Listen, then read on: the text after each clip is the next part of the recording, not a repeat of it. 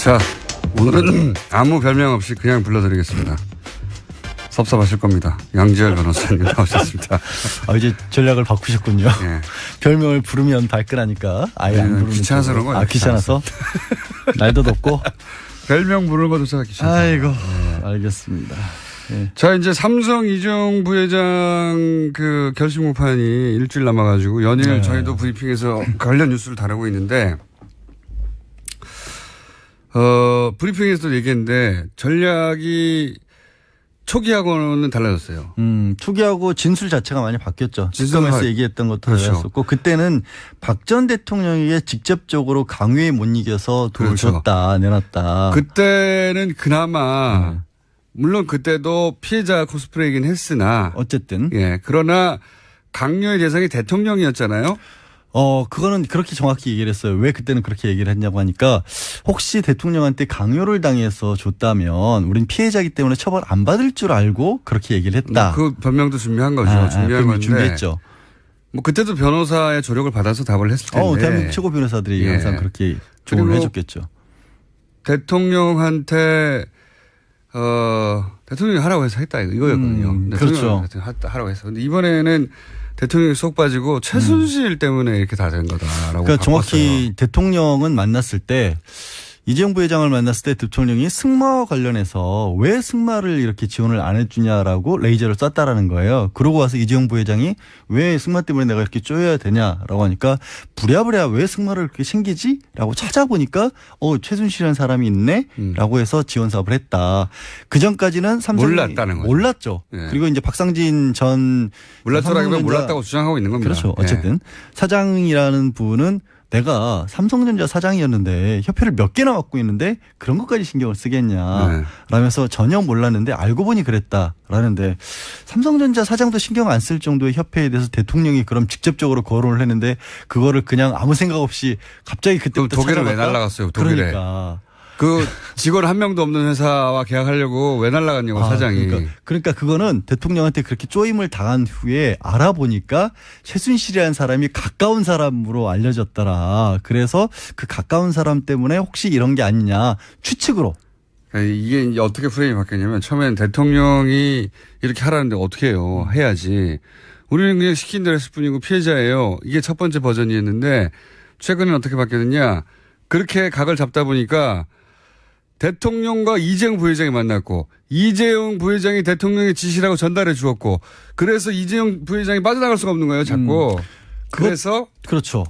그래서 이재용 부회장을 빼다 보니까 대통령도 빼야 되는 거죠. 변호 전략에서. 그것도 그렇고요. 뭐가 있냐면 대통령이 어쨌든 직접 나서서 일을 했다라고 하면 대통령이 최순실의 부탁을 받고 일을 했다라는 게 나오잖아요. 뇌물죄가 또. 그러면 대통령과 최순실이 엮이기 때문에 뇌물죄가 되는데 대통령은 승마 지원 사업만 했고 최순실한테 우리는 순수하게 당했다. 무서웠다. 최순실이 무서웠다로 하면 뇌물은 안 되는 거예요. 그렇죠. 민간인이 무서웠던 거니까. 민간인한테 협박을 당했습니다. 그것도 협박 당한 이유는 대통령과 가깝지 않겠느냐 하는 추정 때문에. 그거를 이제 특검에서 질문을 했어요. 장충기 사장한테. 아니 그럼 최순실이라는 사람에 대해서 검증은 해보셨느냐 그랬더니 감을 믿었다. 느낌이 그렇게 왔다. 느낌 때문에 400억 원을 임대업자인 최순실에게 뜯겼다. 말이 안 되는 소리인데 말도 안 되는 소리지만 이재용 부회장을 빼내려고 하다 보니까 이게 왜 박근혜 대통령도 지워야 되고 그러다 보니 최순실 씨만 남게 된 거예요. 그래서 최순실 민간인 최순실에게 우리는 삥을 뜯겼다. 이 표현보다 정확한 표현이 없어서 제가 자꾸 쓰고 있는데 표준어가 아니라 속어인데. 네, 조금 전에 안 그래도 방송 시작하기 전에 자꾸 삥 뜯겼다 그래서 국어사전을 찾아봤어요. 그랬더니 돈을 빼앗기는 것을 속되게 이르는 말이다라고 하면서 예문으로 고등학교 형들에게 삥 뜯긴 동생은 엉엉 울면서 집에 들어왔다라고 우리나라 가장 큰 포털에 국어사전에 나와 있네요. 그거보다 더한 거예요. 그런 수준이라는 거죠. 유치원 선생님이 임대업자였는데. 그거보다 더한 것이 고등학생은 바로 때리잖아요. 근데 여기는 때릴지도 몰라. 최순실이 때릴지도 몰라. 왜? 감으로 보니까 대통령은 너무 가까워. 아니 근데 진짜. 이게 말이 됩니까? 부끄러워요, 진짜. 삼성이. 미래전략실 다 임원들이고, 삼성전자, 삼성에서도 1위잖아요. 거기 사장이란 분이. 이 분야에서 1위를 하는 세계 최고의 기업이고, 우리나라에서 세계 최고고, 돈 엄청나게 벌고요.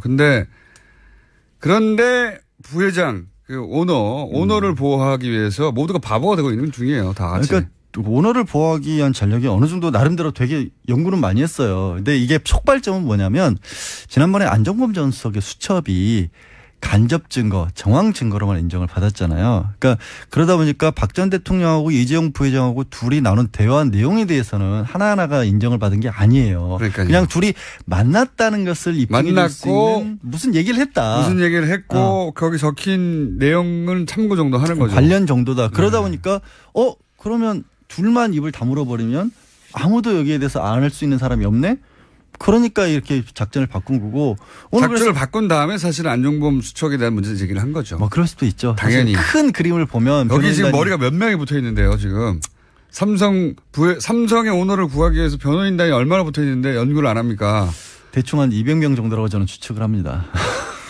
그래서 삼성그룹은 바보 회사가 되고. 그렇죠. 예. 대통령과 가까울지도 몰라 하니까 400억 막 주는 삥 뜯긴 회사가 되고. 그래서 회장만 살아난다면야. 근데 여기서 또 되게 회장이 리스크예요, 이 회사에. 이런 바보 같은 일을 당하는. 아니요. 회장이 리스크는 아닌 게 회장한테는 2010년 8월에나 보고를 했다라고 얘기를 해요. 그러니까 400억 지원 결정을 하는데 회장에게는 보고 안 하고 우리끼리 했다. 아니, 왜 무서워서. 그러니까 회사가 엉망이라는 얘기를 하는 거잖아요. 그러니까 이렇게 보면 바보 같은 회사가 엉망이고 막 체크도 안 하고 돈을 막 400억 주고 그다음에 무서워서 주고 회장은 모르고 그 사이에 아무것도 우리가 회장이 바보란 얘기 하는 거 아닙니까 이게. 아니 기업들이 오너 리스크라는 게 있다라고 하는데 흔히 하는 말로 재벌 회장들 감옥 가 있어도 회사 잘 돌아가더라. 지금 주가가 삼성 이재용 부회장 구속 이후에 더 올랐죠. 많이 올랐어요. 근데 그걸 더 나가서 이번에는 삼성의 최고 의사결정 기구는 미래전략실인데 미래전략실 임원들도 이런 수준이었네? 라고 생각할 수밖에 없어요. 이런 수준이라고 생각하진 않지만 지금 하도 빠져나갈 구멍이 없으니까 이걸로 각을 잡은 거거든요. 부끄럽잖아. 근데 창피하지도 않나? 제가 하는 말이 그럽니다. 삼성이라고 하는 정말 대단한 기업, 거기 있는 무수한 사람들이 만들어낸 같이 힘을 합쳐서 대단한 기업이 이 오너 한 사람 구하려고 바보가 되고 초라해지고 있는 거예요. 어떡하겠어, 근데. 근데 오늘은 어제 나왔던 증언 중에 그 오너를 구하기 위한 게 원래 동계 스포츠 이 출발은 또 더 어처구니 없습니다. 아버지 아들한테 재산 줘야 되는데 세금 안 내려고 하다가 이렇게 된 거잖아요. 다. 그 출발, 뿌리가 거기에요. 아빠가 아들한테 재산 주고 싶은데, 세금 너무 많아. 싫다, 이거. 그래서 세금은 10매덕 내고 16억입니까? 16억 내고 나서 조 단위가 넘어간 거 아닙니까, 지금. 재산들. 합병 과정 때문에. 네. 합병으로 인해서 얻은. 그 모든 가족의 출발점은 아버지가 세금 안 내려고 하는 병원에 누워 계신 분을 욕되게 하지 마세요. 거기서 그때는 팔팔 하셨죠. 그것 때문에 다 벌어진 일입니다, 이게. 근데 그게 또 재밌는 게 그것 때문에 벌어진 일이라고 하시니까 이게 문제가 되고 있는 건 사실 이재용 부회장이 받고 있는 혐의 중에서 가장 법적으로 무거운 혐의는 횡령이거든요. 네. 그러니까 뇌물 공여는 국정농단 사체 전체를 놓고 보면 중요하지만 사실 이재용 개인을 놓고 보면 이게 법정형이 얼마 안 높아요. 5년 이하기 때문에 이건 집행유예로도 가능한데 문제는 지금 그렇게 최순실에게 지원을 하기 위한 돈을 회사 돈을 빼돌렸었다. 그러니까 그렇죠. 자기 이익을 보기 위해서 400억 원 가량. 근데 몰랐대잖아요. 몰랐대. 왜 또 표를 주고 들어주고 40원입니까? 근데 400억을 줬는데. 그게 드러난 것만. 양날의 칼이 된 거예요. 처음에는 저는 이거를 썼다는 것 때문에 이게 이재용 부회장이 굉장히 불리하게 작용할 것 같다. 왜 그 400억을 그냥 자기 돈으로 모르게 줘버리면 될 거를 회사 돈을 동원을 해가지고. 그것도 아깝잖아요. 자기 주문해서 나가려면 400억이 아깝잖아요. 돈이 얼마나 많은 사람인데 400억. 아까운 거예요. 우리한테는 아깝지만. 네, 그것도 아까운 겁니다. 조단위가 있으신 분이. 부자들 돈 쓰는 거 보세요. 그런 거 아까워해요. 어떻게든 빠져나가려고 하지. 하여튼 그러니까 그게 문제가 될 줄 알았는데 막상 이렇게 전략을 짜놓고 보니까 이게 맞아떨어지는 거예요. 나는 몰랐다는 말을 할 수 있게끔 회사 돈을 가져다 쓴 거가 될 수가 있는 거예요. 그게 정말로 내가 알았으면 이재용 부회장 개인 주머니에서 나왔다면 글자 그대로 부인할 수가 없는데 회사 돈을 쓴 거고 회사 돈을 쓴 거는 아니, 부하 직원들이 알아서 썼다. 알았어. 400억 정도는 뭐 알아서 쓴다. 그러니까 예. 우리 미래전략실이기 때문에. 미래전략실이기 때문에 400억 정도는 대통령과 친해? 그러면 줘야지. 이렇게 됐다는 거 아닙니까? 대통령과 친한데 우리에 대해서 나쁘게 말하면 어떡해요. 아이고 큰일 났네. 그러니까 그게 지금까지 그래가지고 사장이 직접 날아갔다는 거 아닙니까? 아유, 직접 날아갔죠. 전직 삼성전자 사장이 직접 그리고 들어와서 생긴 지 얼마 되지도 않는 회사에 직원도 없는 회사에 페이퍼 컴퍼니에 가서 예. 우리가 어디 회사 주인이 누군지도 몰랐다는 거 아니에요. 자기들 주장으로는. 독일 호텔 가서 노승일 부장이랑 기념사진 찍었잖아요.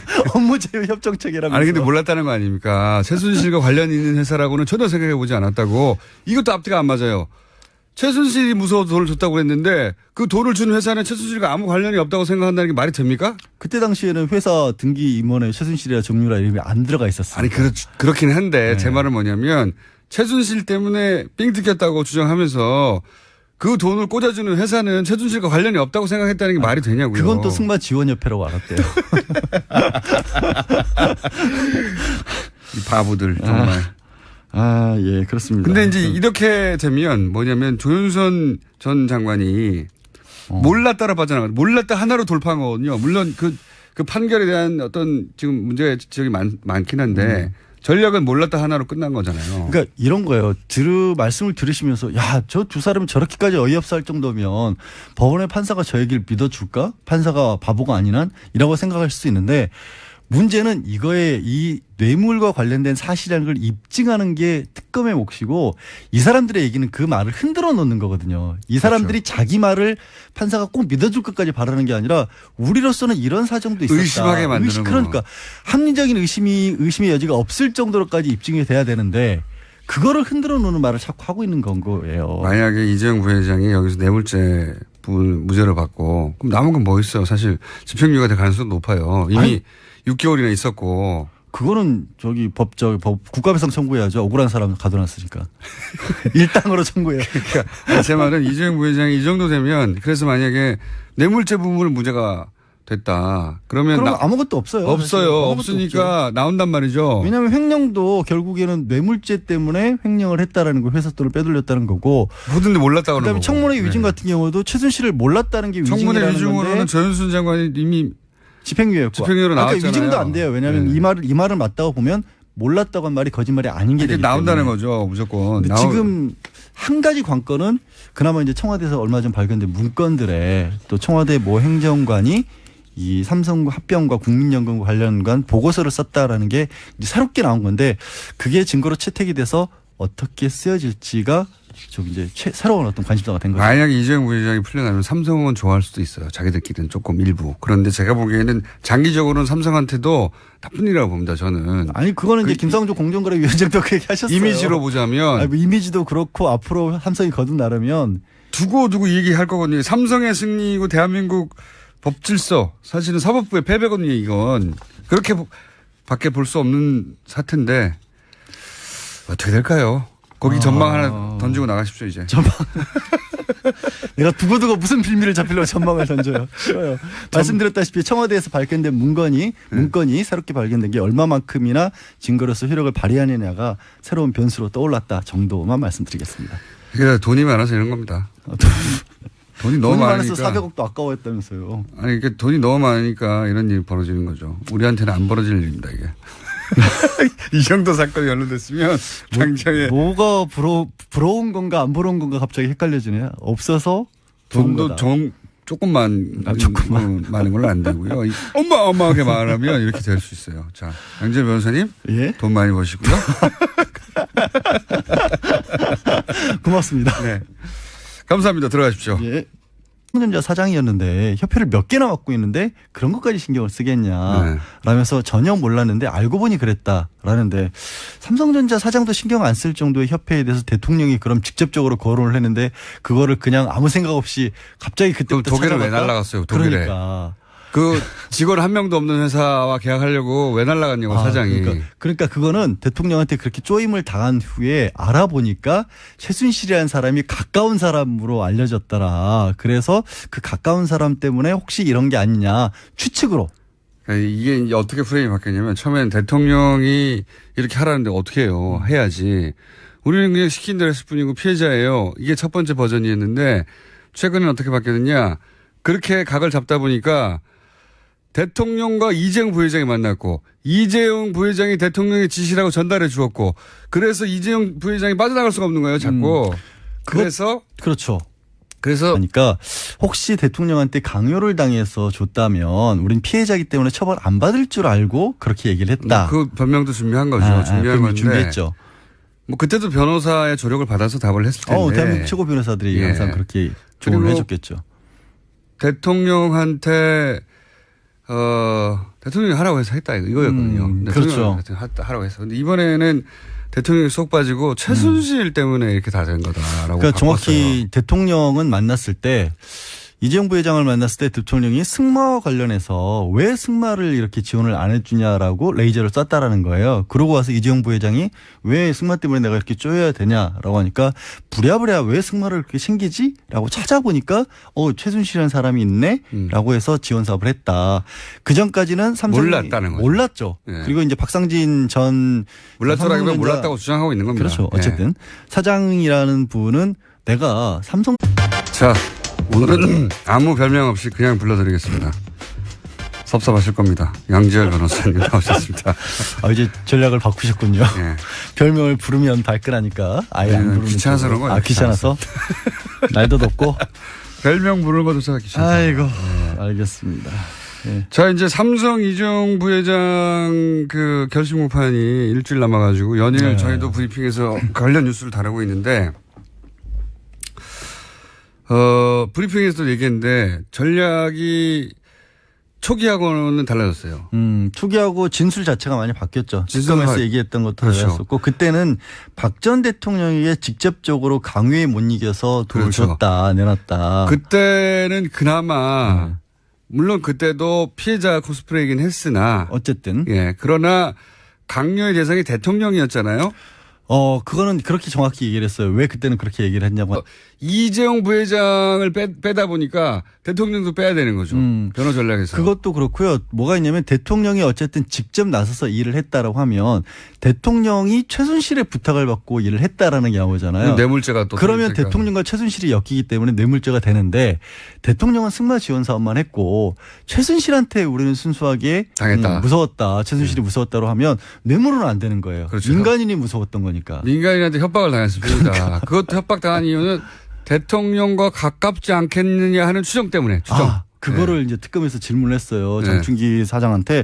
아니, 그럼 최순실이라는 사람에 대해서 검증을 해보셨느냐 그랬더니 감을 믿었다. 네. 느낌이 그렇게 왔다. 느낌 때문에 400억 원을 임대업자인 최순실에게 뜯겼다. 이게 말이 안 되는 소리인데 말도 안 되는 소리지만 이재용 부회장을 빼내려고 하다 보니까 이게 왜 박근혜 대통령도 지워야 되고 그러다 보니 최순실 씨만 남게 된 거예요. 그래서 최순실 민간인 최순실에게 우리는 삥을 뜯겼다. 이 표현보다 정확한 표현이 없어서 제가 자꾸 쓰고 있는데 표준어가 아니라 속어인데. 네, 조금 전에 안 그래도 방송 시작하기 전에 자꾸 삥 뜯겼다 그래서 국어사전을 찾아봤어요. 그랬더니 돈을 빼앗기는 것을 속되게 이르는 말이다라고 하면서 예문으로 고등학교 형들에게 삥 뜯긴 동생은 엉엉 울면서 집에 들어왔다라고 우리나라 가장 큰 포털에 국어사전에 나와 있네요. 예. 그거보다 더한 거예요. 그런 수준이라는 거죠. 유치원 선생님이 임대업자였는데. 그거보다 더한 것이 고등학생은 바로 때리잖아요. 근데 여기는 때릴지도 몰라. 최순실이 때릴지도 몰라. 왜? 감으로 보니까 대통령은 너무 가까워. 아니 근데 진짜. 이게 말이 됩니까? 부끄러워요, 진짜. 삼성이. 미래전략실 다 임원들이고 삼성전자, 삼성에서도 일이잖아요.